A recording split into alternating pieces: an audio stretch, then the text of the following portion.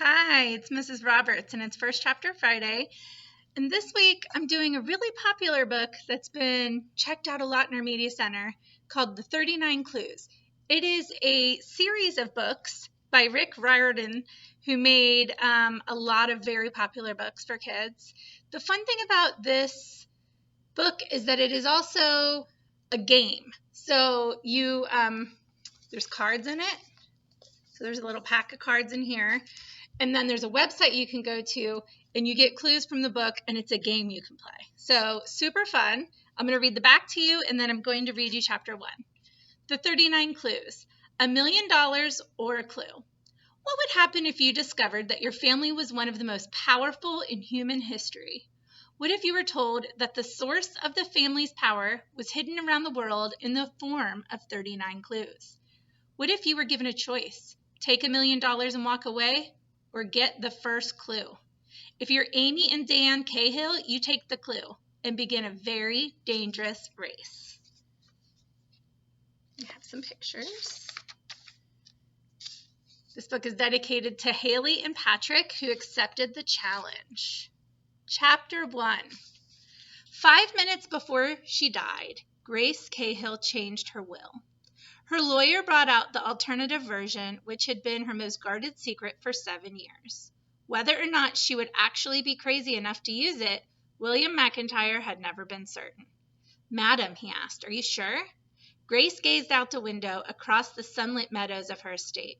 Her cat, Saladin, snuggled beside her as he had throughout her illness, but his presence was not enough to comfort her today. She was about to set in motion events that might cause the end of civilization. Yes, William. Her every breath was painful, I'm sure. William broke the seal on the brown leather folder. He was a tall, craggy man. His nose was pointed like a sundial, so it always cast a shadow over one side of his face. He had been Grace's advisor, her closest confidant, for half her life. They'd shared many secrets over the years, but none as perilous as this. He held the document for her to view. A fit of coughing racked her body. Saladin meowed with concern. Once the coughing passed, William helped her take the pen. She scrawled her weak signature across the paper. "They are so young," William lamented. "If only their parents." "But their parents didn't," Grace said bitterly, "and now the children must be old enough. They are our only chance."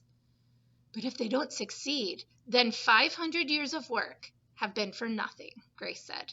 "Everything collapses, the family, the world, all of it." William nodded grimly. He took the folder from her hands. Grace sat back, stroking Saladin's silver fur. The scene outside the window made her sad. It was too gorgeous a day to die. She wanted to have one last picnic with the children. She wanted to be young and strong and travel the world again. But her eyesight was failing, her lungs labored. She clutched her jade necklace, her good luck talisman she'd found in China years ago. It had seen her through many close calls with death, many lucky misses. But the talisman couldn't help her anymore. She'd worked hard to prepare for this day. Still, there was so much she'd left undone. So much she had never told the children. "And it will have to be enough," she whispered. And with that, Grace Cahill closed her eyes for the last time. When he was sure Grace had passed away, William went to the window and closed the curtains. William preferred darkness. It seemed more proper for the business at hand. The door opened behind him. Grace's cat hissed and disappeared under the bed. William didn't look back. He was staring at Grace Cahill's signature on her new will, which had just become the most important document in the Cahill family history. "Well?" a brusque voice said. William turned. A man stood in the doorway, his face obscured by shadows, his suit as black as oil. "It's time," William said. "Make sure they suspect nothing." William couldn't tell for sure, but he thought the man in black smiled. "Don't worry," the man promised. "They'll never have a clue."